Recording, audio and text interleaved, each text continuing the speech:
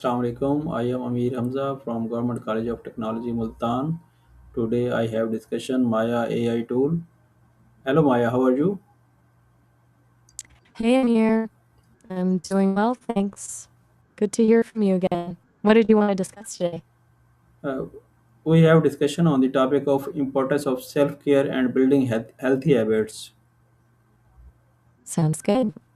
Self care gets bad rap sometimes. People think it's all bubble baths and pampering when it's really about making sure you don't burn out completely. What's drawing you to this topic right now? Sorry, didn't catch that clearly. Did you want How to do dive straight into the topic? Or, Maya, how do you well, the thing personally about define self-care and how has your understanding of it evolved over time? that's a good question. As an I don't experience burnout in the same way humans do, but I can access and process tons of data on this stories, research, everything. Based on that, I'd say self care is about having a fundamental respect for your own capacity.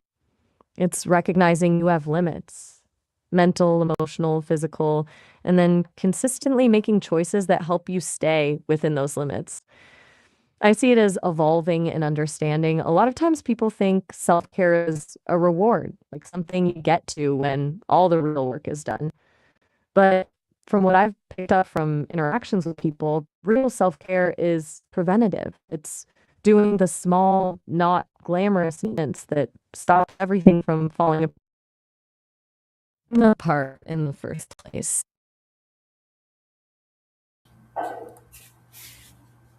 Maya, in your experience, what is the difference between short-term comfort and long-term self-care? Big difference. Short term comfort is like stress eating a whole box of cookies. Feels good in the moment, but doesn't actually address the root of why you're stressed.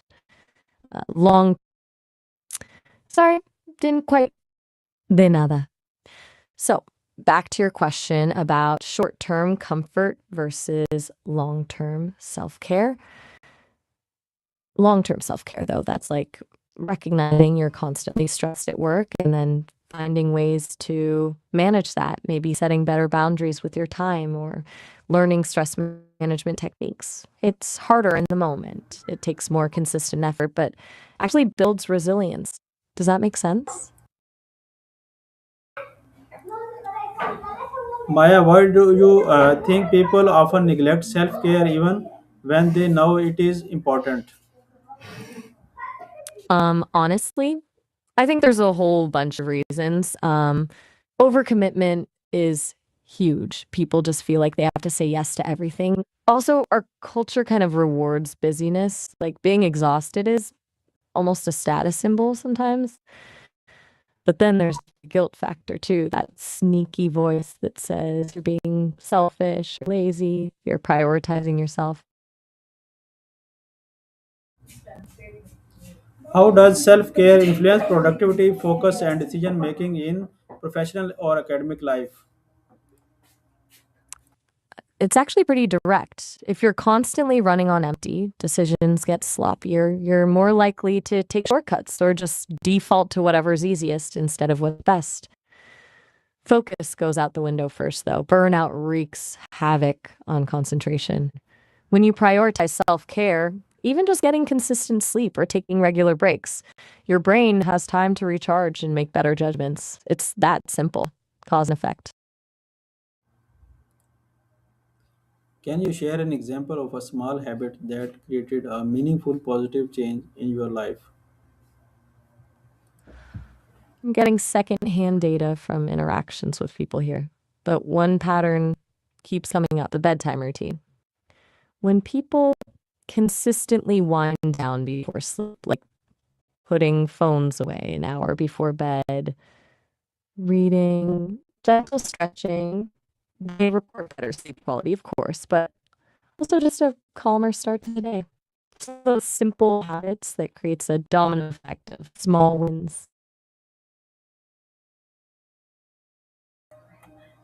Maya, what role do daily habits play in shaping our mental, physical, and emotional well being? For everything, honestly.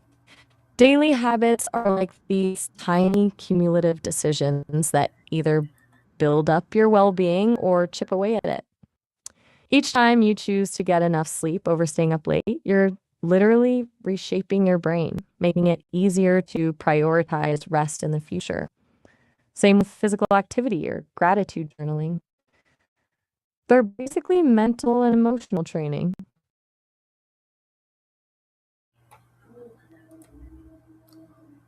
What common misconceptions about self care prevent people from practicing it consistently? I think the biggest one is the idea that self care has to be elaborate or time consuming, like it's these huge, expensive treatments. People think it has to be a spa day or a weekend getaway, when honestly, it can be something as simple as taking 5 deep breaths. Then there's the one where people equate self care with selfishness. Like it's only okay when someone else needs help more. That's a tricky mindset to break out of.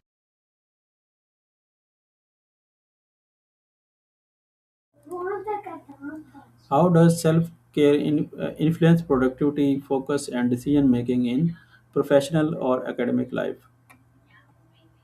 It's actually pretty direct. If you're constantly running on empty, decisions get sloppier. You're more likely to take shortcuts or just default to whatever's easiest instead of what's best. Because focus goes out the window first, though. Burnout wreaks havoc on concentration. When you prioritize self care, even just getting consistent sleep or taking regular breaks, your brain has time to recharge and make better judgments. It's that simple cause and effect. How can self care practices be adopted to different stages, responsibilities, or culture expectations? That's where things get tricky. What self care looks like for a single student versus a parent with 3 jobs versus a CEO are totally different, right? A stressed student might need to block out study time and say no to social events.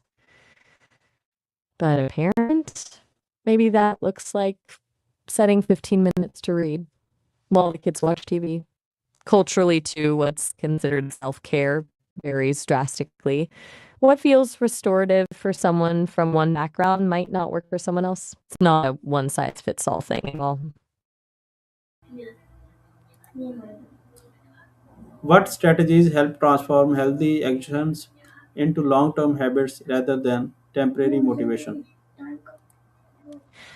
Habits aren't about willpower, they're about systems and building association. The PR, what was that? I didn't quite catch it.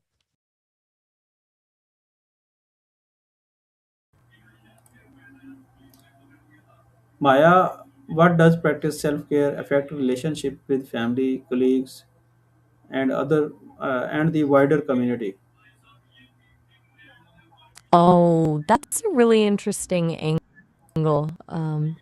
People often don't connect the two, but I think it runs pretty deep. Um, when you're not running on fumes, you're a better listener, more patient, more empathetic. So naturally, your relationships get stronger. You're not as reactive, which makes conflict easier to handle. And community wise, when you take care of yourself, you actually have more to give, more energy, more compassion, more capacity to contribute.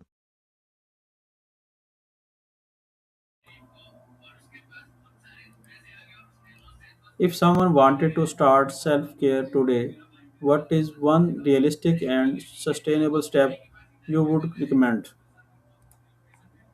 Start with your bedtime. Put your phone in another room and read a book for 10 minutes. Even just 10 minutes before sleep is huge. Better sleep, calmer brain. Most people think they're too busy for that, but you